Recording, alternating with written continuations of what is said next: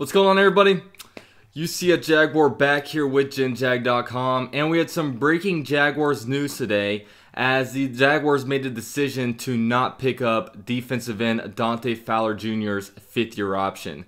Now, this fifth-year option is in place for players that were first-round picks in their respective drafts, and it is essentially the average of the top 10 paid players at that position, and the cap was set to be $14.2 million for that option, and that is all taken off of the cap. So the Jaguars decided to decline this option, and in this video we will discuss that decision. Let's get it. Last name ever, first name greatest, like a sprained ankle, boy, ain't nothing to play with. Now, just like with every decision that the Jaguars make, Tom Coughlin decided to put out a public announcement, and he essentially said that we do like Dante and we feel that he's on the verge of having a great season, but we did not pick up his fifth-year option at this time. He is making good progress, and we like how he practices and how he plays, as he did in the AFC Championship game where he had 2 sacks. And we want him to have a great season and earn a new long-term contract with us this year. Now, this statement is a good political statement to make by Tom Coughlin, but I don't think that the Jaguars are going to be re-signing him in the future, and I think that not picking up his fifth-year option is essentially a smart decision. And the main reason for that is just that the fact that Dante Fowler, he's a backup and he's a rotational player. It'd be a whole different story for us if Yannick Ngakoue wasn't on a team. Then he would be your primary pass rushing defensive end. But Yannick Ngakoue is on the team, and he is Yannick Ngakoue's top 5, top 10, and definitely an ascending pass rushing defensive end. And he only has his best football ahead of him. And Dante Fowler is almost a luxury to have in there to be able to have a good rotational player for us.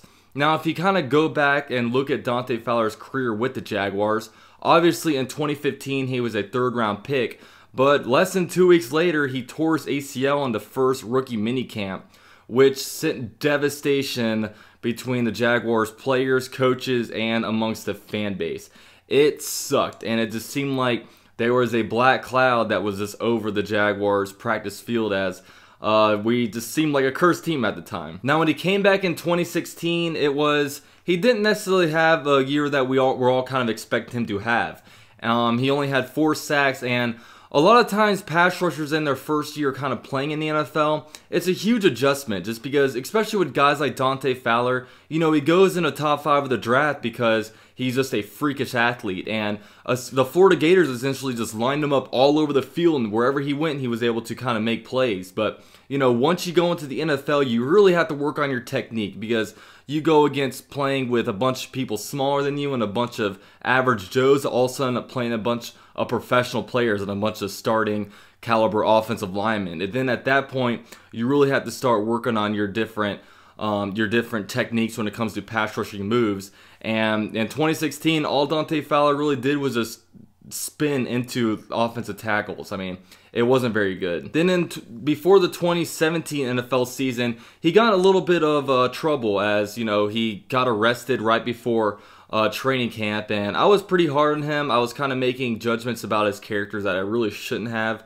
But you know, I was just concerned that he really wasn't all that committed to football. But he was a much improved player in 2017, getting 8 sacks in the regular season and then adding on 2 sacks in the AFC Championship game after Yannick Ngakoue got a little hurt, was a little hampered with an injury that he sustained during warm-ups. And you know, Dante Fowler, he really put on this year and, you know, really improved this play from 2016. But, you know, when you look at the cap figure, $14.2 million all against the cap for 2019, it just doesn't seem like a way that the Jaguars would want to go. And a lot of times when they like to structure these deals, Shad Khan being a really rich owner, we're able to really front load a lot of the money. And when you front load a lot of the money, you're able to kind of reduce the cap like kind of later on. And like with just the big cap hit, and Dante Fowler, he's going to get paid somewhere. You know, he would get paid to be the starting defensive end on a lot of teams, and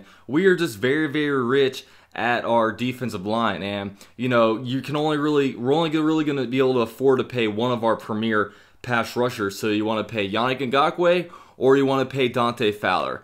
It's definitely got to be Yannick Ngakoue, and then you also have to have your sights on being able to make Jalen Ramsey the highest paid cornerback in the NFL, and then also being able to keep Myles Jack on the team. So really, when you look ahead, the three biggest priorities the Jaguars need to clear the books for have to be Yannick Ngakoue, Jalen Ramsey, and Myles Jack. And then, the only way I see Dante Fowler really staying on the Jaguars past 2018, pending that he does have a good year and even improves from the 2017 season, is if he takes a team-friendly deal. Now, a lot of people kind of say, oh, he'll be able to take a team-friendly deal and stuff like that. But it's not something I would really advocate a player to do. I mean, I would have a ton of respect for Dante Fowler if he does want to take a pay cut and stay with the Jaguars. But, this is your very first huge payday that you're going to be able to get. You never know if you're going to be like Shazier and all of a sudden, in one play, all of a sudden you're not able to walk for a while. Then, you just never know what to do in your NFL career. I mean, it's not a financially wise decision to take a pay cut. Will Dante Fowler take a pay cut? I don't know. I mean, I honestly doubt it.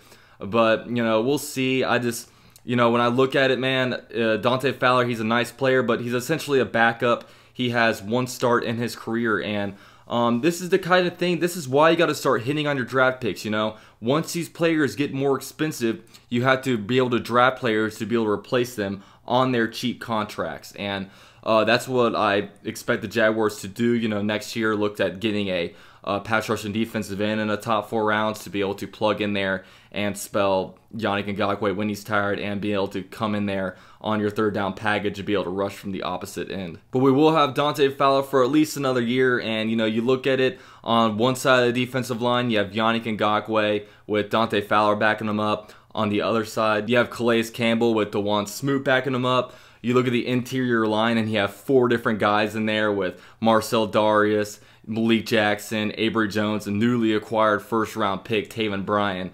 We're going to have a pretty nasty 8-man rotation if we choose to play with 8 men on game day, and it's going to be electric, man. We have probably the best defensive line in the NFL. We have extremely good depth. I mean, you look at our backup defensive line. Our backup defensive line is a lot better than a lot of teams' starting defensive lines, and it's outstanding. I love the state of the Jaguars right now, and Saxonville is all well and alive, baby. So yeah, that's kind of my perspective on this move. I kind of saw it coming, just high cap number, and obviously we got to make sure Yannick Ngakoue gets locked down, Jalen Ramsey, Myles Jack. Those are my 3 eyes on future contracts. We'll see about the 2017 draft class with Leonard Fournette, Cam Robinson, and stuff like that, but that's all looking ahead a little too much. But yeah, that's my opinion on Dante Fowler. Let me know what you guys think. Thank you guys for watching my video. If you enjoyed it, please leave a like and subscribe to the channel. And this is UCF Jaguar with GenJag.com, and I'm out. Oh, the locker room's a little different. Who are you next to now? I am next to Dante's on one side of me. You think putting you next to Dante was intentional? Yeah, I think Dante will have a very positive impact on me. I'm looking.